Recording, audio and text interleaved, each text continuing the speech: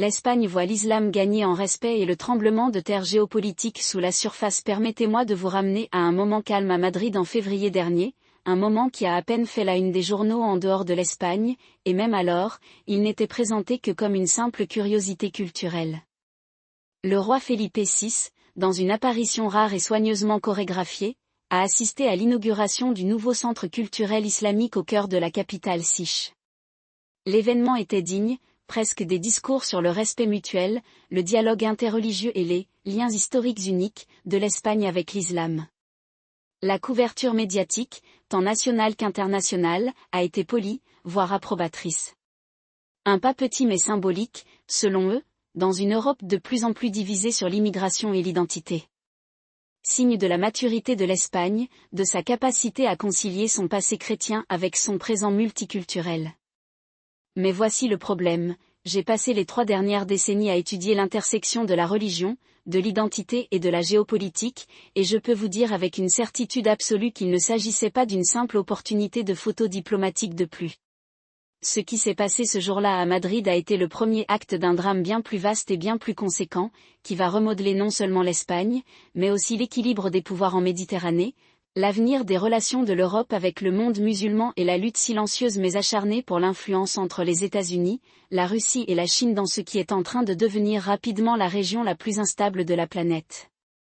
Le discours dominant veut vous faire croire qu'il s'agit de tolérance, de valeurs progressistes de l'Espagne qui rattrape le XXIe siècle. Mais les données ne le soutiennent pas. Le timing ne correspond pas. Et les joueurs impliqués? Ils ne sont pas ceux que vous pensez. Laissez-moi vous dire ce qui se passe réellement. Le fonctionnaire, ce qu'ils veulent que vous croyiez l'histoire, telle qu'elle a été vendue au public, ressemble un peu à celle de l'Espagne, un pays ayant des liens historiques profonds avec l'islam des 8 siècles d'Al-Andalus aux merveilles architecturales de l'Alhambra et de la grande mosquée de Cordoue, qui embrasse enfin son héritage multiculturel. Après des décennies de tensions liées à l'immigration, notamment en provenance d'Afrique du Nord, le gouvernement Sich prend des mesures proactives pour intégrer sa population musulmane, qui compte désormais environ 2,5 millions de personnes, soit environ 5% du total du pays. Le nouveau centre culturel islamique de Madrid, financé en partie par la Ligue musulmane mondiale basée en Arabie Saoudite, n'est que le dernier exemple en date de ce changement. Les responsables parlent de dialogue, de coexistence et de valeurs partagées. Les médias font écho à ces thèmes, présentant l'Espagne comme un modèle pour le reste de l'Europe, un continent où l'islamophobie est devenue une arme politique, où les partis d'extrême droite sont en hausse et où l'idée même d'une présence musulmane est toujours un paratonnerre de controverses. Les chiffres semblent le confirmer. Une enquête réalisée en 2023 par le Pew Research Center a révélé que 62% des Siars ont désormais une vision favorable de l'islam, contre seulement 46% en 2016. La même enquête a montré que l'Espagne a l'attitude la plus positive envers les musulmans de tous les grands pays européens, y compris la France, l'Allemagne et le Royaume-Uni. Le gouvernement Sich, pour sa part, a clairement exprimé son engagement en faveur du pluralisme religieux. Le Premier ministre Pedro Sánchez, dans un discours prononcé l'année dernière, a déclaré que « l'avenir de l'Espagne est indissociable de son passé islamique », une déclaration qui aurait été impensable il y a à peine 10 ans. Le pays a également pris des mesures pour reconnaître les fêtes islamiques dans certaines régions, et des discussions sont en cours sur l'intégration de la finance islamique dans le secteur bancaire espagnol, ce qui aurait été politiquement toxique il y a seulement quelques années. Mais voici le problème, ce n'est pas exactement faux. L'Espagne s'ouvre de plus en plus à l'islam. La population musulmane augmente. Et oui, il y a de véritables efforts d'intégration. Mais l'histoire racontée est si soigneusement organisée, si délibérément dépouillée de son contexte géopolitique, qu'elle obscurcit les véritables forces en jeu. Il ne s'agit pas seulement de l'évolution interne de l'Espagne. C'est une question de pouvoir. C'est une question d'argent. Et il s'agit d'un jeu d'influence aux enjeux élevés qui pourrait déterminer qui contrôle la Méditerranée, et par extension, l'avenir de l'Europe elle-même. Les faits cachés derrière les gros titres, commençons par le plus évident. Pourquoi maintenant? La population musulmane d'Espagne augmente régulièrement depuis des décennies, mais le changement soudain de ton d'une tolérance prudente à une attitude enthousiaste est choquant. La réponse, comme toujours en géopolitique, réside à l'intersection de l'économie, de la sécurité et de la concurrence entre les grandes puissances. Premièrement, l'économie. L'économie espagnole, comme celle d'une grande partie de l'Europe du Sud, stagne depuis des années. Le chômage des jeunes oscille autour de 30%, la dette publique atteint 110% du PIB et le secteur touristique du pays, autrefois en plein essor, est de plus en plus vulnérable aux chocs mondiaux. Entrés dans les États du Golfe, en particulier l'Arabie Saoudite, les Émirats Arabes Unis et le Qatar, qui ont investi discrètement mais de manière agressive en Espagne au cours des 5 dernières années. Les chiffres indiquent que depuis 2019, les investissements du Golfe en Espagne ont dépassé les 20 milliards d'euros, en mettant l'accent sur l'immobilier, les infrastructures et surtout, l'énergie. À lui seul, le fonds d'investissement public saoudien a investi plus de 5 milliards d'euros dans des projets d'énergie renouvelable à Sich, notamment un immense parc solaire en Andalousie qui alimentera près d'1 million de foyers. La Mubadala Investment Company des Émirats Arabes Unis a acquis des participations importantes dans les ports de Sich, notamment Valence et Algésiras, deux des plus fréquentés de la Méditerranée. Et le Qatar ? Elle a racheté des hôtels de luxe, des clubs de football et même une partie de la compagnie aérienne nationale espagnole, Iberia.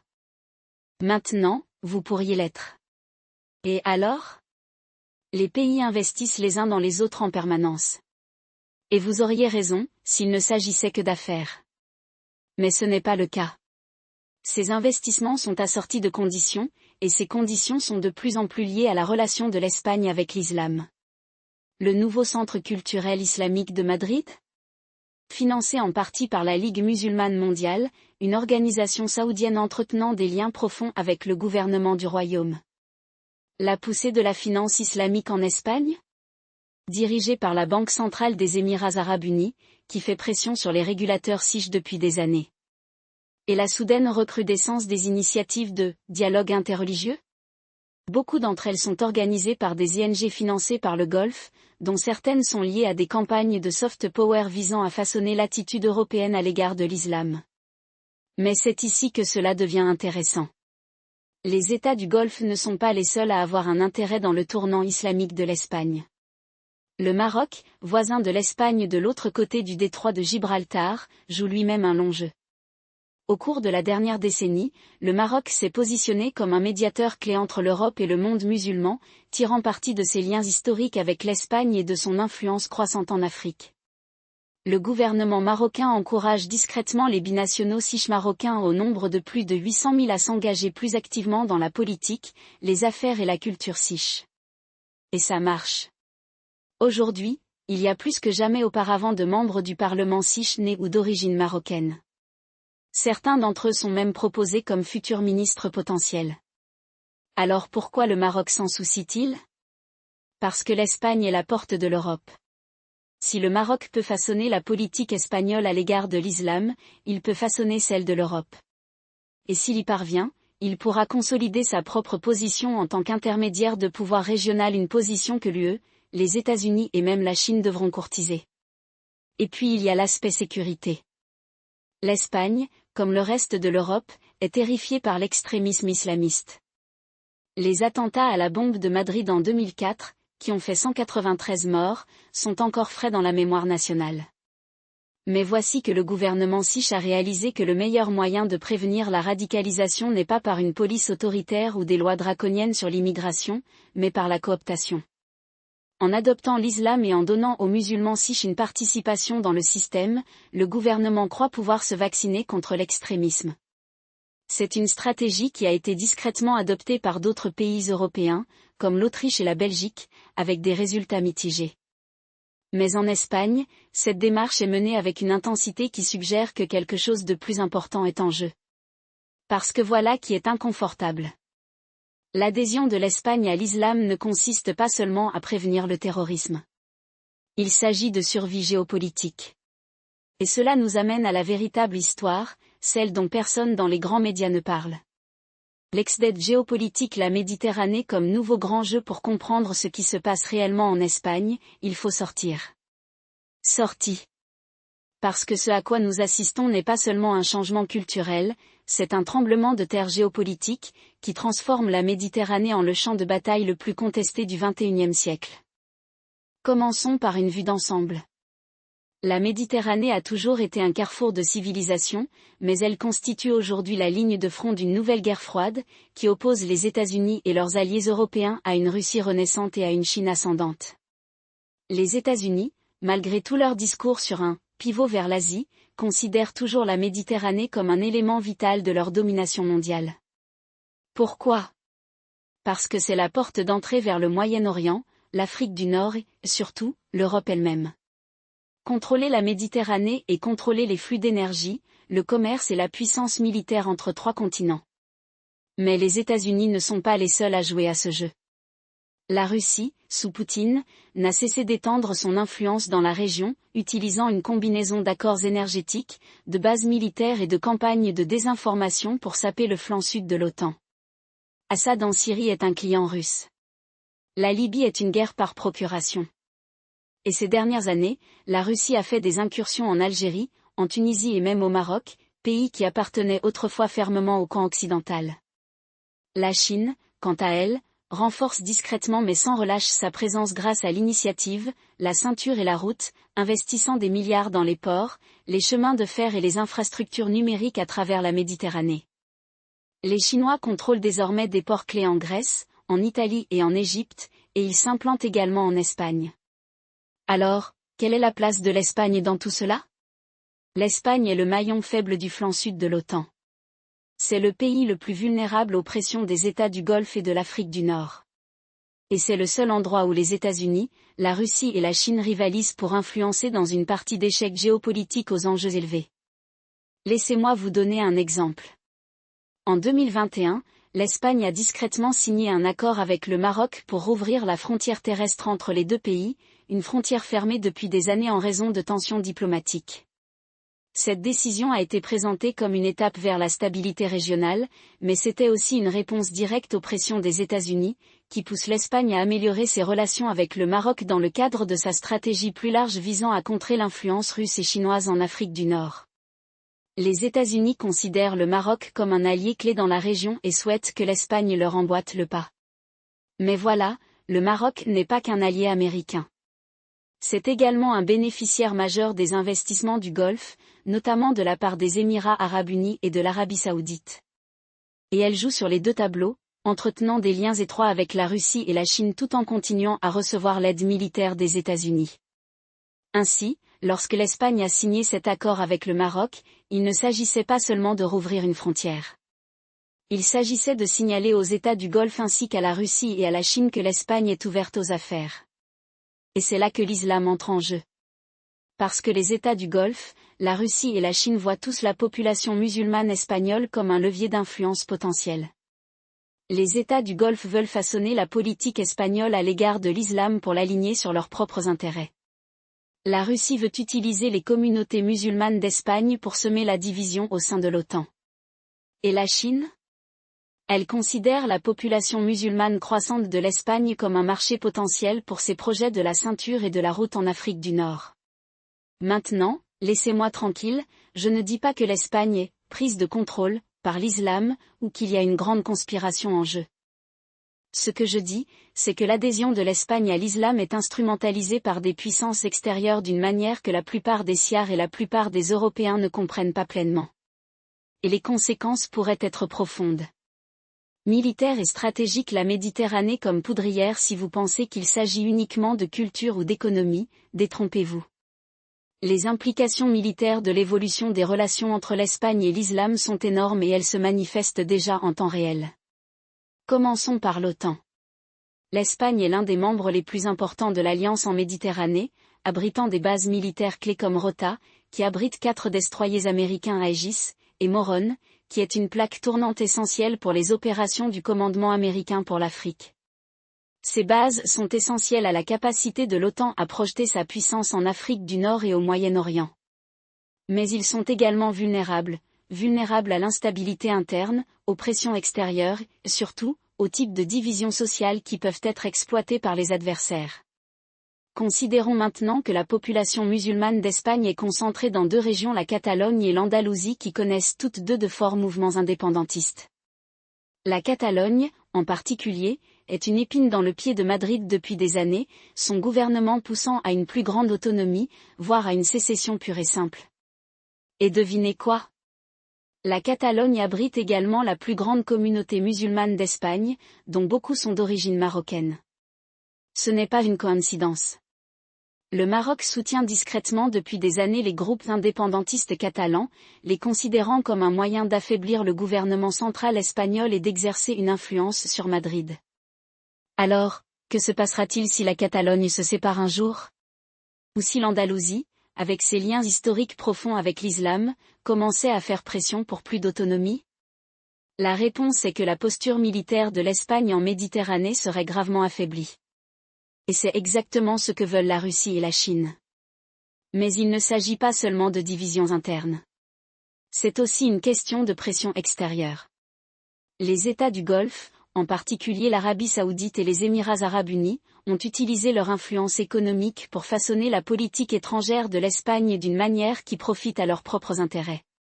Par exemple, l'Espagne exprime de plus en plus clairement son soutien à la guerre menée par l'Arabie Saoudite au Yémen, un conflit que les États-Unis et la plupart des pays européens ont condamné. Pourquoi? Parce que l'Arabie Saoudite est l'un des plus gros clients d'armes de l'Espagne et que l'industrie de défense de Sij dépend fortement de l'argent du Golfe. Il en va de même pour les Émirats Arabes Unis, qui ont fait pression sur l'Espagne pour qu'elle adopte une ligne plus dure à l'égard de l'Iran, un allié clé de la Russie et de la Chine dans la région. Et puis il y a la question de la migration. L'Espagne est le principal point d'entrée des migrants d'Afrique du Nord vers l'Europe, et la manière dont le pays gère cette question a des implications géopolitiques majeures. Le Maroc, par exemple, utilise l'immigration comme monnaie d'échange, menaçant d'ouvrir les vannes chaque fois que l'Espagne fait quelque chose qui ne lui plaît pas. Et les pays du Golfe? Ils financent des ONG qui prônent des politiques migratoires plus clémentes, considérant la migration comme un moyen d'accroître leur influence en Europe. Maintenant, laissez-moi tranquille, je ne dis pas que l'Espagne est sur le point de devenir un pays à majorité musulmane, ou qu'elle est au bord de l'effondrement. Mais ce que je dis, c'est que l'évolution des relations du pays avec l'islam crée de nouvelles vulnérabilités, des vulnérabilités que la Russie, la Chine et les États du Golfe exploitent déjà. Et voici que les États-Unis n'en font pas assez pour contrer cela. En fait, d'une certaine manière, cela aggrave les choses.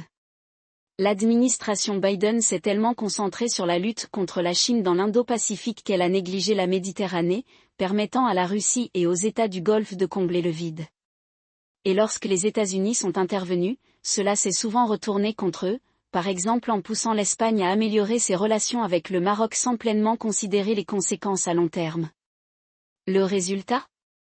Une parfaite tempête de pression géopolitique, économique et sociale qui pourrait déstabiliser l'Espagne, et, par extension, le flanc sud de l'OTAN au pire moment possible. La politique intérieure. Pourquoi les dirigeants espagnols jouent avec le feu? Bien entendu, rien de tout cela ne serait possible sans la complicité de la classe politique espagnole. Et là, l'histoire se complique encore. Commençons par Pedro Sánchez, le Premier ministre espagnol. Sánchez est un progressiste, un social-démocrate et un fervent partisan du multiculturalisme. Mais c'est aussi un pragmatique et un survivant. Son gouvernement est une coalition fragile qui comprend des partis d'extrême gauche comme Podemos, qui font pression pour des politiques plus radicales en matière d'immigration, d'islam et de politique étrangère. Sánchez sait que s'il veut rester au pouvoir, il doit satisfaire ces partis. Et cela signifie adopter leur programme, même si cela n'est pas dans l'intérêt à long terme de l'Espagne. Mais voici que Sánchez ne répond pas seulement à la pression intérieure. Il répond également à la pression internationale. Les États du Golfe, en particulier l'Arabie Saoudite et les Émirats Arabes Unis, courtisent Sánchez depuis des années, lui proposant des investissements, des accords commerciaux et même un soutien politique. Et Sánchez, comme de nombreux dirigeants européens, n'a été que trop heureux d'accepter l'argent, même s'il est assorti de conditions. Et puis il y a l'opposition. Le Parti populaire conservateur et le parti d'extrême droite Vox mettent en garde depuis des années contre les dangers que représente la population musulmane croissante en Espagne. Ils ont accusé Sánchez de se vendre aux États du Golfe, d'islamiser l'Espagne et de mettre en danger la sécurité du pays. Et d'une certaine manière, ils ont raison. Mais leur solution réprimer l'immigration, interdire les symboles islamiques et adopter une ligne plus dure à l'égard du Maroc n'est pas seulement irréaliste. C'est dangereux. Car plus les partis de droite espagnols mettent en avant un programme anti-islam, plus ils font le jeu de la Russie et de la Chine, qui ne sont que trop heureuses d'exploiter les divisions de l'Europe. Et cela nous amène à la véritable tragédie de l'Espagne, où sa classe politique est prise au piège d'un cercle vicieux. La gauche a trop peur de perdre le pouvoir pour tenir tête aux États du Golfe. La droite a trop peur de perdre des voix pour proposer une alternative réaliste. Le résultat est un pays qui oscille d'un extrême à l'autre, sans stratégie claire pour naviguer dans le champ de mine géopolitique dans lequel il s'engage. Mais c'est ici que cela devient vraiment intéressant. Parce que le dysfonctionnement politique de l'Espagne n'est pas seulement un problème intérieur. Il s'agit d'un problème géopolitique qui est exploité par des puissances extérieures d'une manière dont la plupart des siards ne se rendent même pas compte. Prenons par exemple le récent scandale impliquant les services de renseignement espagnols. L'année dernière, il a été révélé que les services secrets de SIS espionnaient les dirigeants indépendantistes catalans, dont certains, comme je l'ai mentionné plus tôt, ont des liens avec le Maroc. Le scandale a provoqué une tempête politique, le gouvernement de Sánchez accusant le PP de « trahison » et le PP accusant Sánchez de « se vendre à des puissances étrangères ». Mais ce dont personne dans les médias SIS n'a parlé, c'est du fait que le Maroc, la Russie et même les États du Golfe ont utilisé les divisions internes de l'Espagne pour faire avancer leurs propres agendas. Et c'est là le problème. La classe politique espagnole est tellement concentrée sur les gains à court terme sur la victoire des prochaines élections, sur l'obtention du prochain investissement qu'elle perd de vue la situation dans son ensemble. Et le tableau d'ensemble est que l'Espagne est en train de devenir un champ de bataille pour les grandes puissances du XXIe siècle, et personne à Madrid ne semble avoir de plan pour le défendre. Or, ce que la plupart des gens ne réalisent pas, c'est que la position stratégique de l'Espagne n'a jamais été aussi précieuse ni aussi vulnérable. Le pays est situé au carrefour de la Méditerranée et de l'Atlantique, à cheval sur l'étroit détroit de Gibraltar, par lequel transite près d'un tiers du commerce maritime mondial. Il abrite deux des rotas du flanc sud de l'OTAN les plus critiques, qui abritent les destroyers équipés de l'Aegis de la marine américaine, et Morón, une base de transit clé pour les opérations aériennes américaines en Afrique et au Moyen-Orient. Et pourtant, malgré ce poids géopolitique, l'armée espagnole se trouve dans une crise tranquille. Les dépenses de défense oscillent autour de 1,3% du PIB, bien en deçà de l'objectif de 2% de l'OTAN, tandis que les forces armées souffrent d'un sous-financement chronique, d'équipements vieillissants et d'une crise de recrutement qui laisse l'armée avec un manque de personnel de 20%.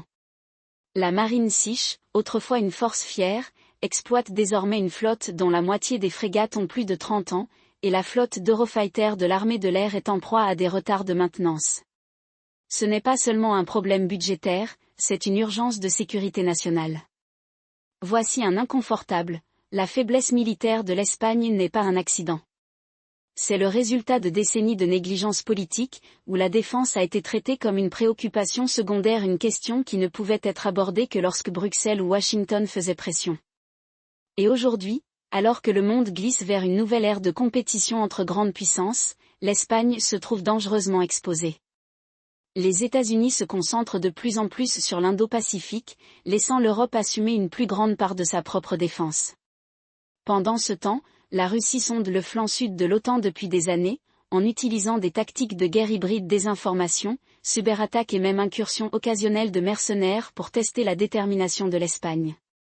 L'année dernière, les services de renseignement de SIS ont découvert une campagne de désinformation liée à la Russie et ciblant les communautés musulmanes du pays, amplifiant les récits anti-occidentaux et attisant les tensions sectaires.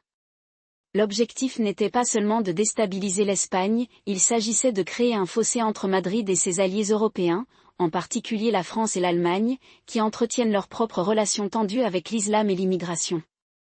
Laissez-moi vous expliquer pourquoi c'est important. L'armée espagnole n'est pas seulement un outil de défense nationale, c'est une monnaie d'échange dans un jeu géopolitique beaucoup plus vaste. Les États du Golfe, en particulier l'Arabie saoudite et les Émirats arabes unis, ont discrètement étendu leur influence en Espagne par le biais de contrats de défense, d'accords énergétiques et d'investissements culturels. Riyad, par exemple, a fait pression pour que SIS participe à ses projets Vision 2030, en proposant des contrats lucratifs en échange d'un accès politique. Les Émirats arabes unis, quant à eux, courtise les sociétés de défense SICH, dont Navantia, pour qu'elles collaborent à des projets navals, une démarche qui donnerait à Abu Dhabi un pied dans l'industrie de défense européenne. Et puis il y a le Maroc, qui joue depuis longtemps, utilisant son influence sur la migration, l'énergie et le conflit du Sahara occidental pour obtenir des concessions de Madrid. Lorsque l'Espagne est revenue sur sa position de plusieurs décennies sur le Sahara occidental en 2022, reconnaissant le plan d'autonomie du Maroc, il ne s'agissait pas simplement d'un revirement diplomatique, c'était le signe de l'ampleur croissante de l'influence de Rabat. Mais c'est ici que cela devient vraiment dangereux. L'armée espagnole est désormais prise entre la nécessité de se moderniser et le risque de devenir trop dépendante des puissances étrangères. Les États-Unis souhaitent que l'Espagne dépense davantage dans la défense, mais ils souhaitent également que Madrid s'aligne plus étroitement sur les priorités de Washington, en particulier en ce qui concerne la Chine. Les États du Golfe, quant à eux, offrent des investissements et une sécurité énergétique, mais au prix d'un enchevêtrement politique plus profond. Et le Maroc ? Eh bien, le Maroc joue le jeu du long terme, attendant le moment où l'instabilité intérieure de l'Espagne l'obligera à faire une nouvelle concession. Le drame est que la classe politique espagnole ne semble pas comprendre l'enjeu. La gauche est trop centrée sur les questions sociales pour donner la priorité à la défense, tandis que la droite est trop obsédée par les guerres culturelles pour proposer une stratégie militaire cohérente. Et le résultat est un pays qui sombre dans une tempête géopolitique. Prenons par exemple le récent débat sur le rôle de l'Espagne dans les nouveaux plans de défense de l'OTAN. Lorsque l'Alliance a dévoilé sa stratégie actualisée pour le flanc sud, l'Espagne était visiblement absente de la liste des principaux contributeurs. Pourquoi ? Parce que Madrid n'a pas pu s'engager sur les niveaux de force ou les délais de modernisation nécessaires. Et pourtant, personne au sein du gouvernement SICH ne semblait particulièrement alarmé par cette situation. Cela a été traité comme un simple contretemps bureaucratique de plus, et non comme un échec en matière de sécurité nationale. Je ne dis pas que l'Espagne est sur le point de devenir un État en faillite. Mais je dis que sa trajectoire actuelle n'est pas viable. L'armée du pays est à bout de souffle, sa classe politique est divisée et sa position stratégique est exploitée par des puissances extérieures. Et le pire ? La plupart des siards ne s'en rendent même pas compte. Les médias sont trop occupés à couvrir le dernier scandale de corruption ou la dernière flambée de guerre culturelle pour poser les questions difficiles sur la défense et la géopolitique. Le public est plus préoccupé par le coût de la vie que par le coût de la faiblesse. Et l'establishment politique est trop occupé à se battre pour les prochaines élections pour penser à la prochaine décennie. Alors, où cela laisse-t-il l'Espagne ? Dans un environnement vulnérable. Et pas seulement aux menaces militaires traditionnelles, mais aussi au type de guerre hybride que la Russie et la Chine ont mis au point. Désinformation, coercition économique, subversion politique, tels sont les outils du nouveau champ de bataille géopolitique, et l'Espagne n'y est malheureusement pas préparée. Les services de renseignement du pays sont sous-financés et débordés. Ses cyberdéfenses sont poreuses. Et sa classe politique est trop divisée pour élaborer une réponse cohérente. Mais voilà, l'Espagne a encore le temps de renverser la vapeur. Elle possède une économie forte, un emplacement stratégique et une fière tradition militaire. Ce qui lui manque, c'est le leadership. Ce dont il a besoin, c'est d'un gouvernement qui comprend que la défense ne se limite pas aux chars et aux avions de combat, il s'agit de résilience, de dissuasion et de prospective stratégique. Elle a besoin d'une classe politique prête à engager des discussions difficiles sur l'immigration, l'islam et les États du Golfe non pas comme des questions controversées, mais comme des impératifs de sécurité nationale. Et il a besoin d'un public qui exige plus de ses dirigeants que de simples solutions à court terme et des querelles partisanes. Car si l'Espagne ne se réveille pas bientôt, elle ne sera pas seulement un champ de bataille pour les grandes puissances. Ce sera un récit édifiant. Or, ce que la plupart des gens ne réalisent pas, c'est que le paysage politique intérieur espagnol est déjà en train d'être remodelé par ces mêmes forces et pas de la manière dont l'establishment voudrait vous le faire croire. La conversation autour de l'islam en Espagne ne concerne pas seulement les mosquées ou la nourriture halal, il s'agit de pouvoir, d'identité et de savoir qui définit ce qu'est l'Espagne au XXIe siècle. Et la classe politique, comme à son habitude, soit dort au volant, soit accélère activement le problème. Laissez-moi vous expliquer pourquoi c'est important.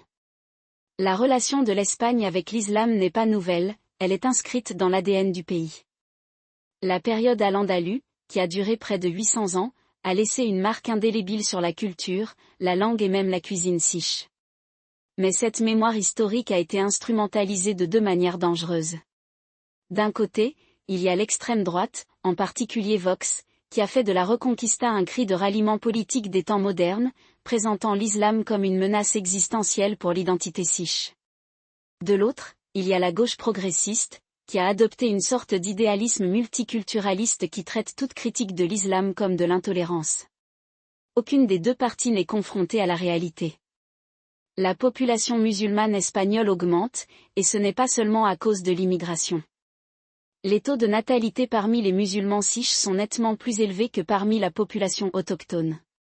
Selon le Pew Research Center, les musulmans représentaient environ 4% de la population espagnole en 2016, mais d'ici 2050, ce chiffre pourrait atteindre 7% et ce dans un scénario d'immigration modérée. Dans des villes comme Ceuta et Melilla, où la population musulmane est déjà majoritaire, le changement démographique est encore plus prononcé. Et pourtant, l'establishment politique agit comme s'il s'agissait simplement d'une bizarrerie culturelle de plus, et non d'un défi structurel au tissu social du pays. Je ne dis pas que l'Espagne est sur le point de devenir une république islamique. C'est le genre de rhétorique alarmiste qui fait le jeu de l'extrême droite.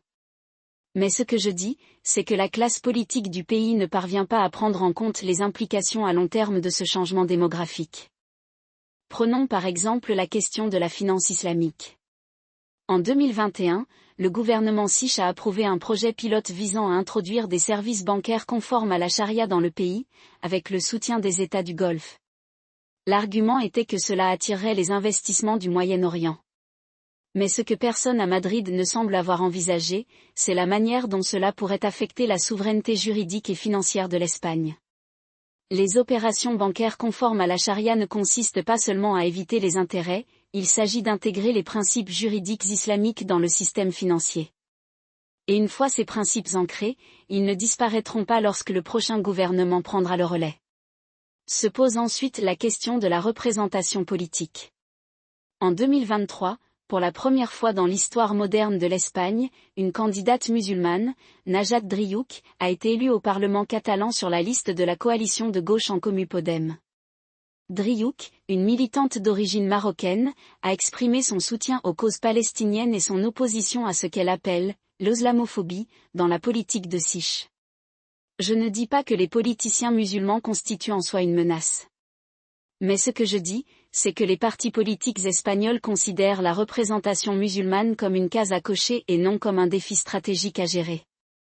Les mêmes partis qui n'auraient jamais songé à permettre à un candidat d'extrême droite de dicter leur politique en matière d'immigration se mettent en quatre pour répondre aux demandes des militants musulmans souvent aux dépens des groupes laïques et féministes. Parlons de l'angle féministe, car c'est l'un des exemples les plus flagrants de l'incapacité de la classe politique espagnole à relier les points. En 2022, le gouvernement siche a adopté une loi historique sur les droits sexuels et reproductifs, qui comprenait des dispositions sur le congé menstruel et excluait l'accès à l'avortement. La loi a été saluée comme une victoire pour les droits des femmes, à bien des égards, elle l'a été. Mais ce que personne au sein du gouvernement ne semble avoir remarqué, c'est que cette même loi se heurte à une farouche opposition de la part des communautés musulmanes d'Espagne, en particulier dans des villes comme Barcelone et Madrid, où des imams conservateurs prêchent contre cette loi. La déconnexion ici est stupéfiante. D'une part, l'Espagne se positionne comme un leader mondial en matière de politique féministe. D'un autre côté, cela permet aux communautés musulmanes d'opérer dans un cadre juridique et moral parallèle qui contredit directement ces politiques.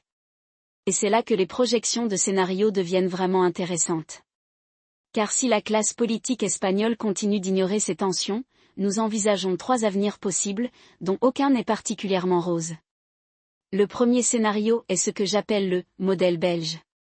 La Belgique, comme l'Espagne, compte une population musulmane croissante et une classe politique qui a largement ignoré les implications culturelles et religieuses de cette croissance. Le résultat ? Un pays où des quartiers entiers fonctionnent sous la charia de facto, où la police hésite à pénétrer dans certaines zones et où l'extrême droite a acquis un pouvoir politique important en exploitant les peurs de la population autochtone. L'Espagne en voit déjà les premiers signes. En 2020, la police de Sich a perquisitionné une mosquée à Barcelone et a trouvé des preuves de radicalisation, notamment des documents prônant l'établissement d'un califat. La réponse du gouvernement local ? Un haussement d'épaules. La mosquée a été autorisée à rouvrir en quelques semaines. Si ce genre de complaisance persiste, l'Espagne pourrait facilement suivre la voie de la Belgique, avec tous les troubles sociaux et l'instabilité politique qui en découlent. Le deuxième scénario est le « modèle français », dans lequel l'État tente d'affirmer la laïcité par la force, souvent au détriment des libertés civiles. L'interdiction par la France du hijab dans les écoles publiques et de la burqa dans les espaces publics visait à garantir la laïcité, mais elle a au contraire alimenté le ressentiment et la radicalisation au sein de la population musulmane. L'Espagne flirte déjà avec cette approche. En 2021, le gouvernement régional de Catalogne a interdit la burqa dans les espaces publics, une décision largement critiquée par les groupes de défense des droits humains mais saluée par l'extrême droite. Si l'Espagne s'engage dans cette voie, elle risque de créer une sous-classe permanente de musulmans mécontents qui voient l'État comme un oppresseur plutôt que comme un protecteur. Le troisième scénario est le « modèle turc », dans lequel l'islam devient un outil de gouvernance utilisé par le gouvernement pour consolider le pouvoir et réprimer la dissidence. La Turquie sous Erdogan en est un exemple évident, mais l'Espagne a sa propre version de cette dynamique. En 2018, le gouvernement Sich a signé un accord controversé avec le Maroc qui permettait à Rabat d'exercer un plus grand contrôle sur les flux de migrants vers l'Espagne. En échange, le Maroc avait carte blanche pour influencer les communautés musulmanes d'Espagne, notamment à Ceuta et Melilla. L'accord a été présenté comme un moyen de gérer la migration, mais il a également donné au Maroc une ligne directe dans la politique intérieure espagnole. Si cette tendance se poursuit, l'Espagne pourrait se retrouver dans une situation où sa politique étrangère est dictée par les caprices des États du Golfe et des régimes d'Afrique du Nord, le tout sous couvert de « diplomatie religieuse ». Alors, lequel de ces scénarios est le plus probable ? Mon pari est sur une combinaison du premier et du troisième. La classe politique espagnole est trop divisée pour imposer le type de laïcité que la France a tenté, et elle est trop faible pour résister à l'influence de puissances extérieures comme le Maroc et l'Arabie saoudite.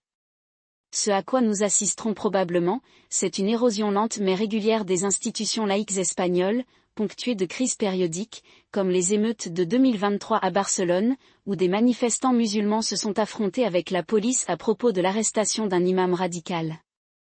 Chaque crise sera traitée comme un incident isolé et non comme faisant partie d'un schéma plus large. Et à chaque fois, la classe politique répondra par des solutions à court terme, comme davantage de policiers dans les rues ou davantage de financement pour les programmes de déradicalisation, sans jamais s'attaquer aux causes profondes du problème. Voici que rien de tout cela n'est inévitable. L'Espagne dispose toujours des institutions, des ressources et de la résilience historique nécessaires pour éviter de telles conséquences. Mais il lui faut un leadership prêt à poser les questions difficiles. Question que signifie être Sich dans un pays où une minorité croissante ne partage pas les mêmes hypothèses culturelles ou religieuses ? Comment l'Espagne peut-elle intégrer ses communautés musulmanes sans sacrifier ses valeurs laïques ? Et peut-être plus important encore, comment l'Espagne peut-elle résister à l'influence de puissances extérieures qui considèrent sa population musulmane comme un outil géopolitique ? Les réponses à ces questions ne viendront pas de la génération actuelle de politiciens. Ils sont trop occupés à se battre pour les prochaines élections pour penser à la prochaine génération. Mais si l'Espagne n'entame pas bientôt ces discussions, il ne s'agira pas seulement d'un avertissement. Il s'agira d'une étude de cas sur la façon dont une nation a perdu son chemin en refusant de voir le monde tel qu'il est, et non tel qu'elle souhaite qu'il soit.